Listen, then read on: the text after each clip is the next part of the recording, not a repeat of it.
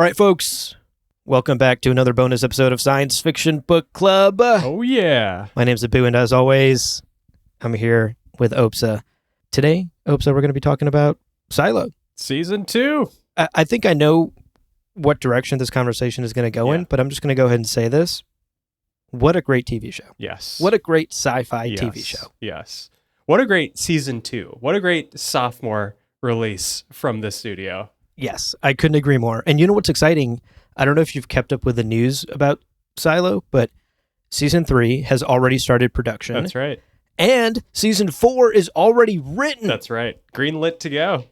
TV production is messy, folks. Like, if you follow TV production at all, and you know that, like, shit is happening last minute. Things are changing last minute. Yes. Seasons aren't written in completion, before production begins, and stuff has to be, like, made up on the fly. This is such a great place for a TV show to be in. Yeah. To know it's getting its next 2 seasons. Totally. Because Apple has greenlit it through season 4. They have a 4-season plan in place. Right. And they've written it all already. Yes. It just gives you that comfort, that safety to actually invest in this thing, which is wonderful. Yes. Silo is not going to be a show that's going to get canceled on us after 2 seasons and then we're left hanging with an incomplete story. Well, that's for the future. That's for future Abu and Opsa to talk about in season 3 and season 4. Let's talk about season 2. So you and I have both completed watching it. Yep. The complete season 2 is out now on Apple TV Plus for folks who aren't caught up. Spoiler warning, by the way. Stop listening if you aren't caught up, because we're going to talk about the entirety of Silo season 1 and season 2. Yes. And by the way, you and I have covered and read the entirety of Wool by Hugh Howey. Yes. The first book in the Silo trilogy. Yep. So, spoiler warning for that as well. If you haven't finished reading that book, go subscribe to our podcast. Go find the episodes on that book. Read along with us. Then come back and listen to the rest of this discussion. All right. Shall we get into this, Abu? Yes, let's get into it. All that housekeeping out of the way. Spoiler warning out of the way. Let's start broad, Opsa. I'm curious, just zooming out first, before we get into specifics, what were your thoughts and feelings about Silo Season 2? Well, wow. I mean, this was, obviously, we've said it, a phenomenal season of television, and the number of twists and just unexpected gut punches and the subterfuge and the deception, I just thought was marvelous. I really enjoyed the directions that they took this show, and we got to see more of Rebecca Ferguson as a phenomenal Juliet. We got I think it's Steve Zahn, if I'm remembering his name correctly, playing Solo, who was such a interesting and endearing character in the book, and in the show is just breathed a new life and is really a standout feature. And we've got, again, Common, and we've got a bunch of other folks that we saw in season 1 coming back and just putting on an incredible display. And I couldn't be happier with the product. And we'll certainly have to unpack the ending and all of the different twists and turns we went down. But before that, I mean, you tell me, like, what stood out to you? What was what gave the season just such a standout left such a standout impression on us? My goodness, I mean, I walked away from season 2 just as happy as I was with season 1, more so in many ways, because the universe has expanded so greatly in this second season, quite literally, right? Now we're in a whole other Silo with brand new characters. My goodness, the introduction of the children in the final 2 episodes of the season handled so well. Absolutely. And I think what was so fun was even having read Wool by Hugh Howey and knowing some of the broad beats of the story that we were going to hit, I was consistently surprised and shocked. Absolutely. Episode to episode of this television series. Yes. Which is kind of a fun place to be with an adaptation. Totally. I think Silo diverges so greatly from the source material. Yeah. In such smart and interesting ways that it's almost like getting a total refresh of the story. I agree. Yeah, totally. So I had a blast.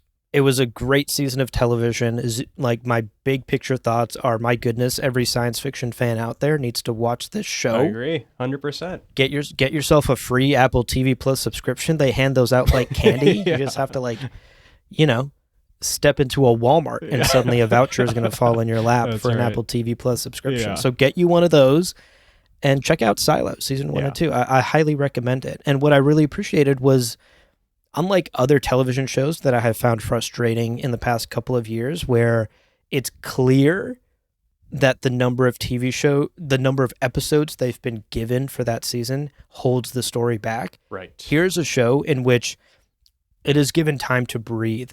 Things are given time to simmer. Yes. Maybe a little bit too much, like one of my minor criticisms was that there's a bit of a slow dip in the middle of season 2 where things kind of get repetitive and slow. Right. It's a lot of Juliet kind of fighting against the forces of nature and the other Silo. Yeah, which is great, but again, a little repetitive. I agree. Right. She took a dip in a water like maybe 3 too many times in this season. I only maybe needed it 1 time or 2 times. Yeah.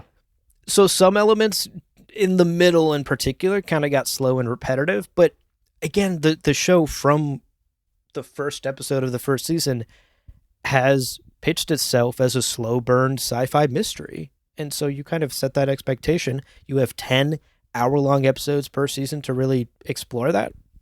I appreciate it. Yeah, I'm there for the ride. I'm okay with a slower episode if the quality is just this high. And I think it was consistently high throughout the whole show. I would totally agree there. And as you pointed out, there are some departures from the book. I mean, that I think is what makes this such an interesting season of television, especially as a reader. Because as you point out, there were some surprises. Like there were some departures from the book that were so unexpected and refreshing, and it made this feel like an entirely additive storyline and not simply just a pure rendition of the text on the page, but really just immersed us in this universe in a really interesting and slightly askew way from the presentation in the book. I agree. And maybe, maybe it's, let's dive in now. Let's get into some of these specifics. I know you had a lot of thoughts about some of these changes, but let's talk about them. Let's talk about where the show diverges. And I think really interesting and impressive ways that frankly improve upon the book in almost every way. Yeah. But I'm curious where you fall and which changes stood out to you most. Yeah.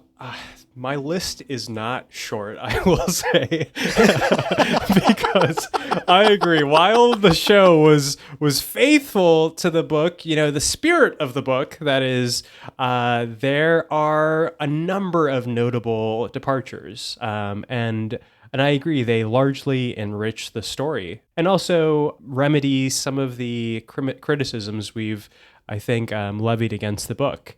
I think the most persistent theme of our criticism has been the romantic subplots. And it's not a subject that I want to spend too much time on, as we've nailed the coffin in that topic in our coverage of the book. But I will say in this show, it is so much more subtle and poignant. And there's also just a lot more kind of slow building of tension and relationships. And for me, the perfect example of that is Shirley and Knox. They start out this season essentially not quite as enemies, but Shirley is furious at Knox. Knox, we'll recall, had more or less betrayed Juliet to the Uptoppers at the end of the first season. But that personal betrayal, I think, really frustrated and angered Shirley. And by the end of the season, we, of course, see that they have rekindled their relationship, and it's in fact developed, and it's become romantic. It developed. and that kind of slow burn, character of storytelling, I think, presents itself countless times in this show, and in the ways that we're given information, for example, about the other silos through Solo. I think in the book it happens in the course of maybe one conversation with Juliet, and and in the show it happens over the entirety of the season. So it's only, for example, in the last 2 episodes that we learn from Juliet's point of view that Solo had been in his silo on his own for nearly 30 years. And that, again, was just kind of a very quick reveal in the book. But in the show, we get to see those sorts of plot lines really have a full kind of narrative arc and build up over the course of enough investment for the payoff to feel significant. And honestly, I think that can be applied to a lot of the changes in this show. The one that comes to mind for me is Lucas. Yes. Right? In the book, we spent the book going, how did Lucas just become IT Shadow? Yes. And why? And why? What is his relationship to Bernard? Right. What's happening? What is happening? And here, I think in the show did it quite a bit better. I agree. You know, like it gave us a reason for Bernard to promote this rando Yes. into the position of IT Shadow, and it also made it so that Bernard was more conniving in the way he did it. I don't think he had any intention of actually letting Lucas become the head of IT and the future leader of Silo 18 in the show. I mean, I think he just needed Lucas to crack this code, Yes. and then he would have just Disposed tossed him him. back in the Yes. mines or killed him, Totally. disposed of Yes, him. totally. And that's way more believable than the book where this rando kid just becomes the next, like the most important character in the silo out of the blue. Yeah. So I think you're absolutely right that a lot of the changes allow for the payoff of the plot to be more believable Yes. and thus more satisfying. For example, the way the uprising takes place in Mechanical. In the book, it's like a flash in the pan. Suddenly Right. we're at war. Like 48 hours after Juliet leaves, all of Mechanical is in a firefight against IT. And in the book, we see like internal struggle within Mechanical, which is way Right. more realistic. We Right. see people disagreeing on how to go about it. Correct. That makes so much more sense with the world that's been established in the silo, because everyone has believed in the same history and the same silo propaganda their whole lives, including people in Mechanical. Why would they suddenly be ready to go to war Yes. without sort of internal conflict and Right. more pressure from IT? Right. I think the way we see the uprising build in the show, much more believable. Yes. And much more interesting, you know? Totally. Walker being the kind of the mole Yes. throughout the season. Oh man, was very interesting. We have to talk about Walker. Man, I was blown away by that that plot twist. I mean, I was watching. I don't know if you had, if you had your own suspicions. I had none. I will be honest. I had no suspicions. None. I saw Walker and I saw her, in these meetings with Knox and Shirley and the others, essentially conspiring. And meanwhile, the cameras are on, and Bernard is sitting in his chair just cackling, the most egregious, just hilarious slimy villain, motherfucker. just sitting in his chair casually overlooking the plot of his of this conspiracy. And meanwhile, I'm just staring at Walker and I'm thinking to myself, my God, the mix of feelings the turmoil that she must be going through, but also it's so unforgivable. She's so despicable. And then at the very end, you see McClane just give her just shove off, and the most awesome, just like, you're like, oh, thank God for McClane, just like, but also it's painful, you feel for Shirley a little bit. And then that final twist, it was wonderful. I mean, I really loved that.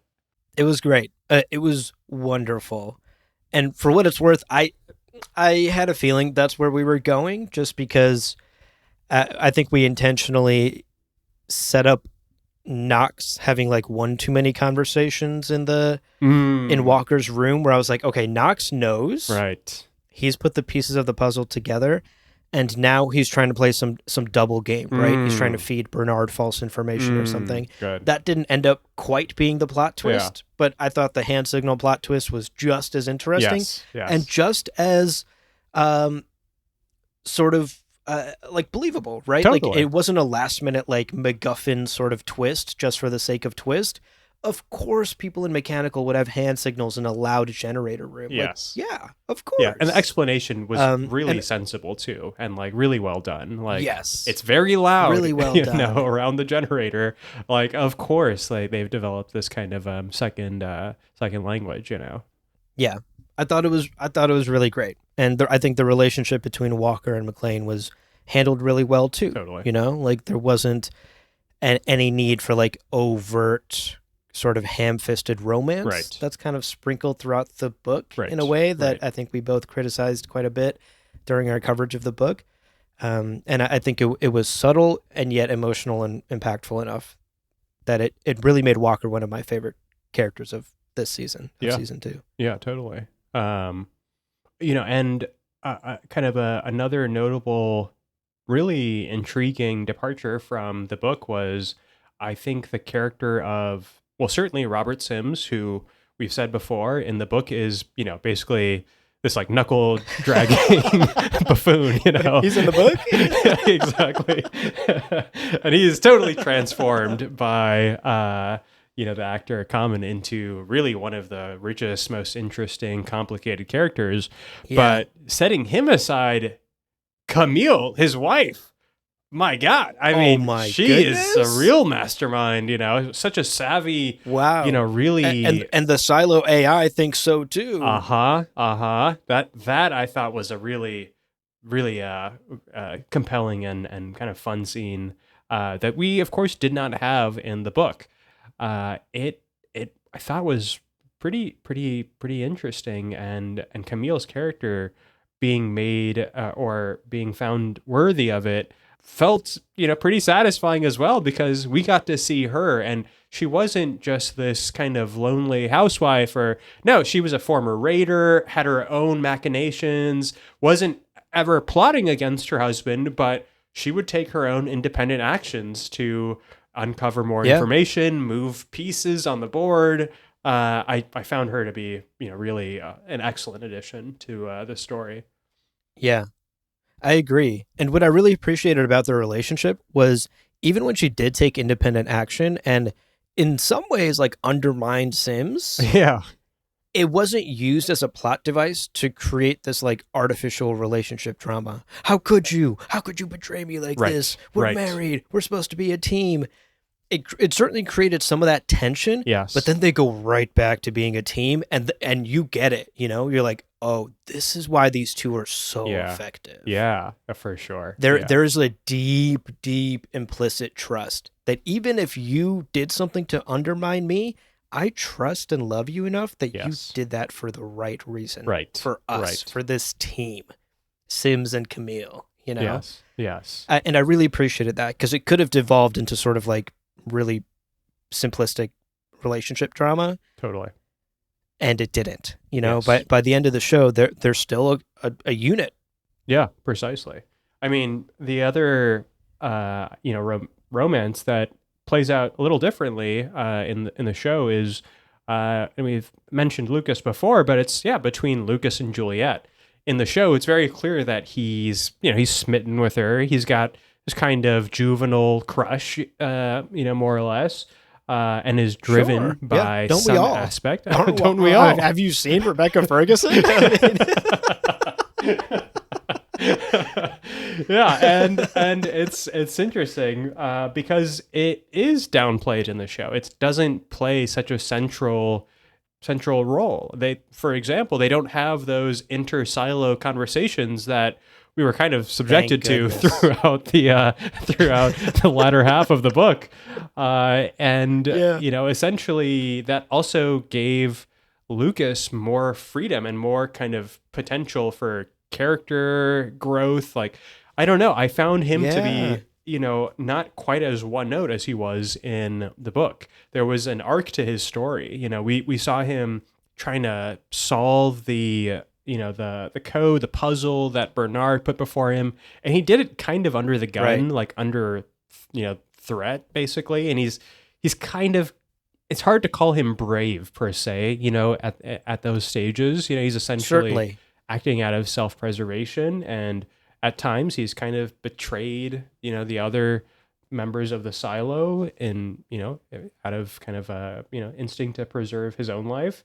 But later on, we see him kind of buck Bernard and kind of go his own way. And, we see him run down. How satisfying was that? So satisfying. We see him kind of partner with Shirley to figure out, what's going down, what's going down at the very bottom levels of the silo, that there's water, but I think it's not that deep. He finds this tunnel. There's another kind of sentient AI that he interacts with. I had chills during that scene. My God. I thought it was really, really quite interesting. And then he comes back and there's just one scene I kind of remember where he's walking down the steps and he just looks like a zombie. Like he's, this is after he's found out the truth of the safeguard. And, when he learns about the safeguard, which I think is shortly after I suppose it's when he has that conversation with the AI at the end of the tunnel, he comes back and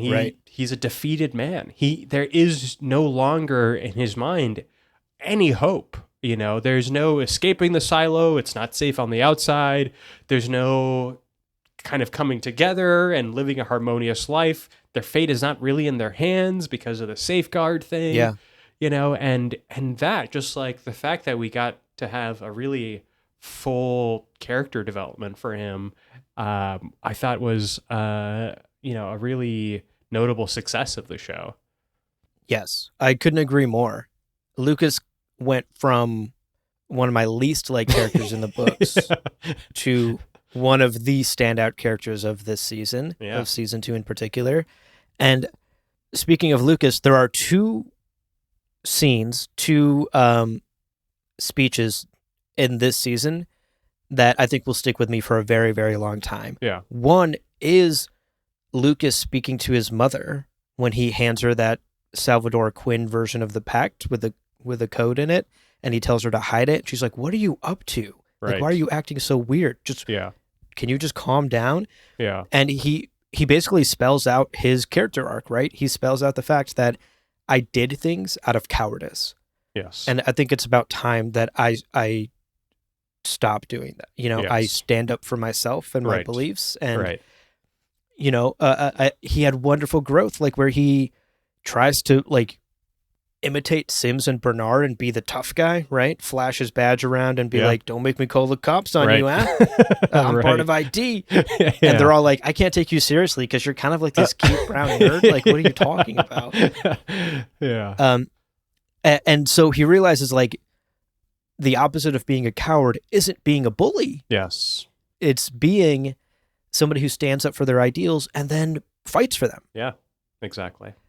And that's where his character journey ends up. And I thought his conversation with his mom in that scene was so beautiful. Absolutely. And really captured a lot of those ideas. The other conversation that I loved, and we've barely even touched on Juliet and Solo over there in the other silo. Yes. The other conversation I loved was I can't remember if it was episode 9 or 10, but Juliet yells at the older child for talking shit to Eater, whose name is actually Hope. Yes, right. Don't call her Eater. Don't call her Eater. And she says some beautiful things there. Yes. She's one of the things the lines that really stuck with me was, if you want to be angry, but not at each other, with each other. Yes. Wow, and, such a rousing moment. Like such a rousing moment, and honestly, like so relevant to, for many people, the world we live in today. Totally. So relevant to this idea of social media and pointing fingers at the group that maybe led to the outcome that you didn't want, rather than being mad together at the system and the people that placed you within that outcome, just as Juliet says. Right. Be mad at the founders. Yeah. Be mad at the people who made this silo the whole reason we're here. Yes. Don't be mad at Eater. Yeah. Just some beautiful ideas in this season totally. that I really, really loved. That was really beautiful and powerful stuff. I mean, so much of it. Again, this can all basically be summed up as the show took all of the somewhat one-note characters and ideas of the book and the very plot-forward, fast-paced plot of the book, and stretched it out into a proper pace and filled in the gaps of these characters and Yes. rounded them out Yeah, in a way where their totally. relationships are way more impactful. Totally. And the way, Totally. and in a way where the plot is way more impactful because we give it time to breathe. Yes. We give it time to build up the emotion so that when it comes crashing down, it hurts. Yeah. I'm curious if you had any critiques for season 2. Yes. I guess we should move on to that point in the conversation. So we need to talk about the ending, both the outro and the kind of final scene with Juliet and Bernard, because got some thoughts about that.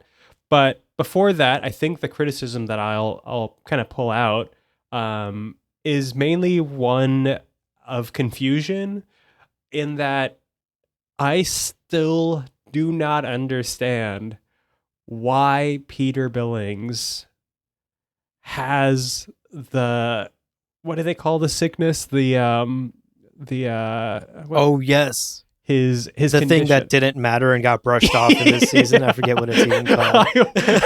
Just utterly kind of the thing that magically got fixed. I'm so puzzled by that choice.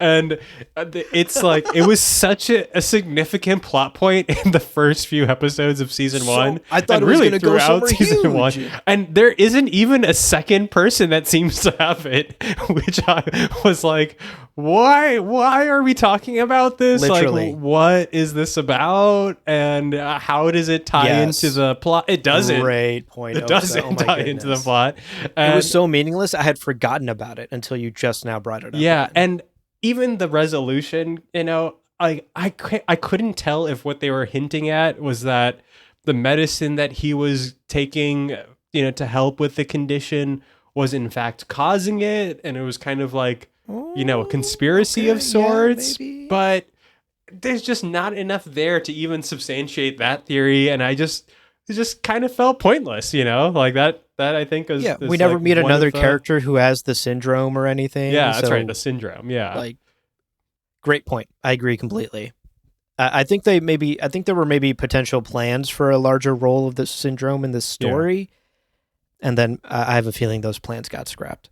Yeah, that's certainly what it feels like as somebody that watched this non-plot, kind of fizzle out at the end.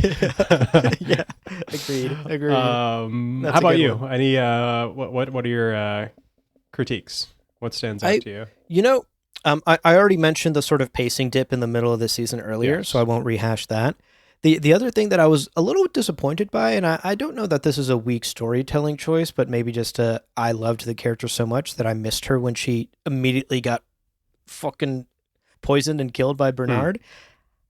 I missed Judge Meadows as a character. Yeah. I thought at the start of season 2, reintroducing Meadows and having Bernard bring her back into the fold was Yes. so interesting. Totally. And for what it's worth, my early guess, and maybe we had talked about this in our episode 2 discussion, I had guessed that maybe Meadows was going to take the place of Lucas and take on Lucas's role as the IT shadow, Yes. et cetera, kind of Right. fill in the gap there.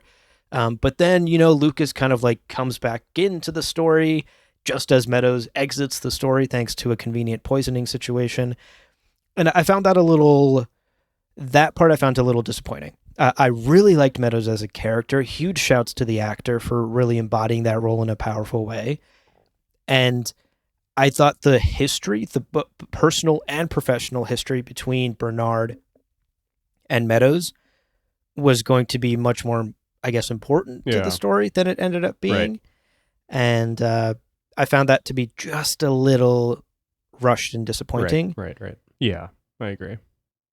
I did like to some extent how they wrote her out mildly, in that, not necessarily how they wrote her out, but the interrelationship between Camille, Judge Meadows, and the kind of little plot that Camille was essentially perpetrating, having the crowd Yeah. and the people, rallying against Meadows and trying to like usher a path forward for Robert Sims to take over as potentially the IT Shadow, and then him at the end kind of losing his chance to be IT Shadow and instead being foisted the role of of Judge essentially, and that I thought was mildly interesting. I thought it at least kind of gave you got to see some disappointments. You got to see some characters, suffer and see, their kind of their ambitions sort of dashed. And you're not really cheering for, Robert Sims. So there's a little bit of a Schadenfreude where you're like, all right, well, kind of shit out of luck, buddy. Kind of fun to see. Yeah.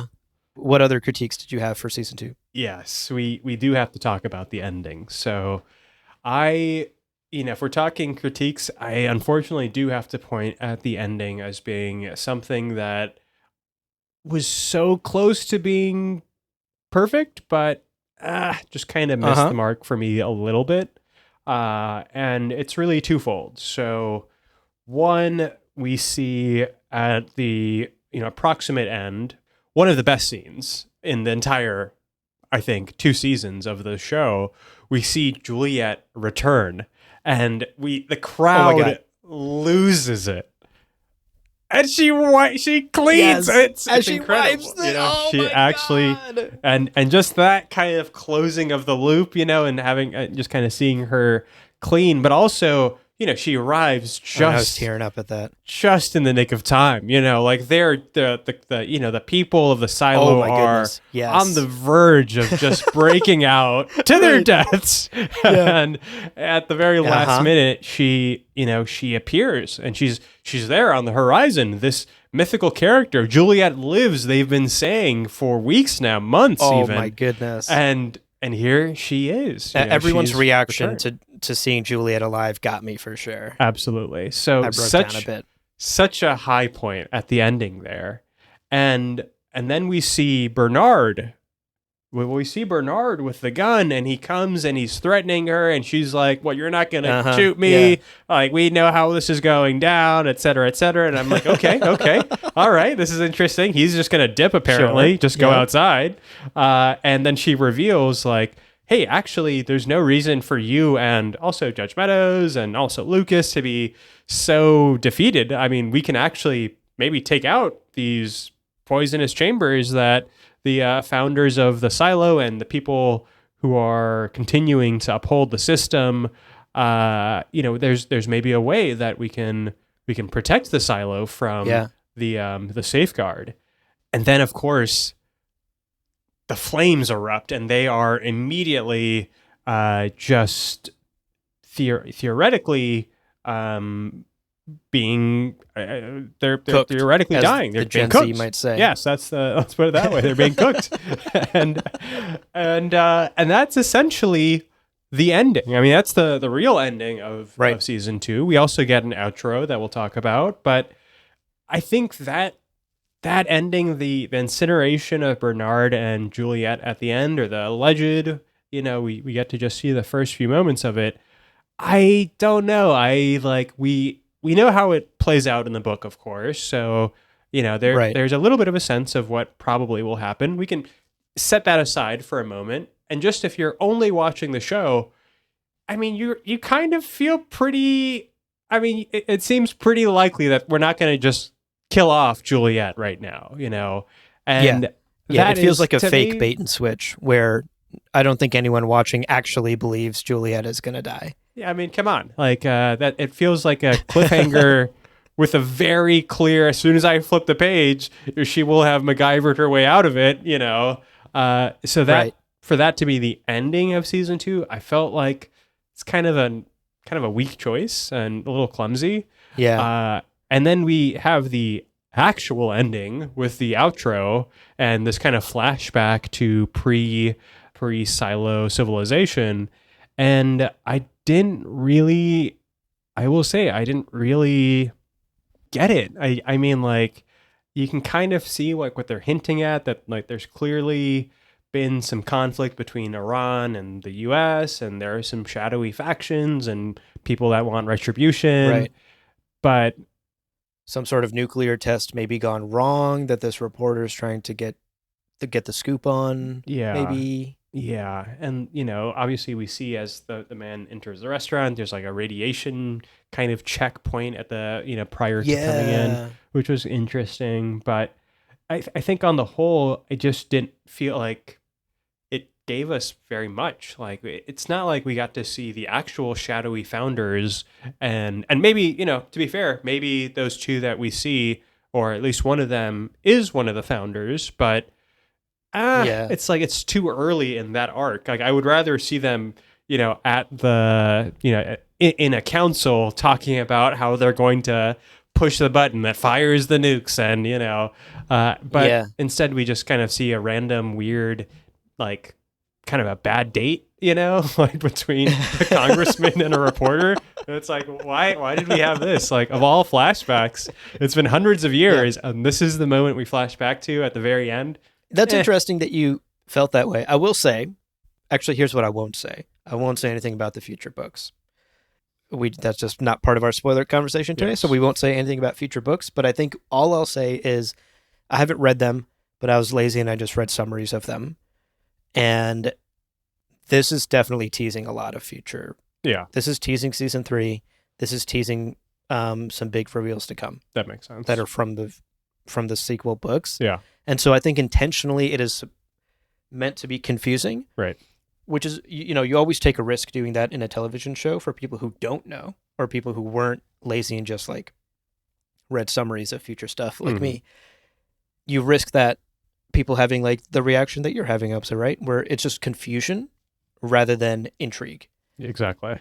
And I agree. I think if I didn't know what was to come in future books, that final scene would have left me more confused than intrigued. Right. But because I do know, oh boy. Okay. Like, I think season 3 is going to be somehow even better. Oh, that's okay. That there's a little redemption in that. Okay. There's a little redemption in that. Well, actually, Opsa, before we wrap up, before we say goodbye today, maybe we should, we do this with the books that we read. Maybe we do it with the TV show. Do you want to give Silo season 2 a rating? I think we're going to have to. One of your unhinged ratings? Well, listen, okay. The first 2 episodes clearly get... no. I can do... Okay, here we go. You're going to do an aggregate average rating of every episode. We're going to do a rolling average. I think I would have to... we've heaped on lots of praise for this show. Clearly, we're fans. I find it to be personally superior to the book, and I liked the book. I'm going to have to give this one... I think let's go with a 4.25 super intelligent AIs out of 5. There we go. Let's go. That's right. Love it. How about you? I agree. You know what? I'll even go a little further. Oh. I will give this 4.5 remaining residents of Silo 17 out of 5. That's good. That's good. I really loved this show, and even the criticisms I voiced in today's conversation are minor for my that, and don't take away from my enjoyment. Yeah, totally. 4.5 out of 5 for me. This is excellent sci-fi television. This is excellent television, period. Absolutely. And I think more people should be watching it. And we're obviously very excited for season 3 and season 4. So, I mean, great success. I'm not going to, rattle off any words of appreciation for, well, no, I might as well, I guess. Thank you, Rebecca Ferguson. Thank you, Common. Thank you, Steve. Thank you, Mr. Hugh Howey, for what ended up being a wonderful, wonderful television show. Yeah. My goodness. What a great season of television, Opsa. Absolutely. What a joy it was to, watch season 1, then read the book, and then get into season 2. I think that was a fun way to enjoy this. Yeah. And like we said at the top, I can't wait for season 3. Can't wait for season 4. Those are confirmed. It's going to happen. We're going to get more Silo. How exciting is that? Yes, totally. One of the best sci-fi shows out there. I would strongly recommend this to Honestly, anyone. Yeah. I mean, especially now that, we no longer have TikTok. You're going to have to get your kicks off somewhere. You have to. That's right. That's what I'm saying. With all your newfound time now, you could be watching Silo. Come on. That's right. Get to it. And if TikTok is back by the time you hear this episode, it wasn't back today when we recorded. Because who knows what's happening with that situation. That's true. All right, folks. Thank you so much for hanging out with us for another bonus episode of the pod. This officially concludes our coverage of the Silo series, both on Apple TV Plus and the books. We had a blast reading through Wool by Hugh Howey, and I think we're both ready to move on from this universe and dive into our next book. Yes. Which you have already gotten a jump start on. That's I have to finally pick up a copy and start reading this week. But we will be reading A Psalm for the Wild Built by Becky Chambers. That is our next book on the show. So grab yourself a copy. Check out the links in the show notes below so you know the reading schedule for that book. And make sure you've done the reading before the next episode. Excited to talk about it. Indeed. All right. Until next time, folks. Thanks so much for listening. Bye. Bye-bye.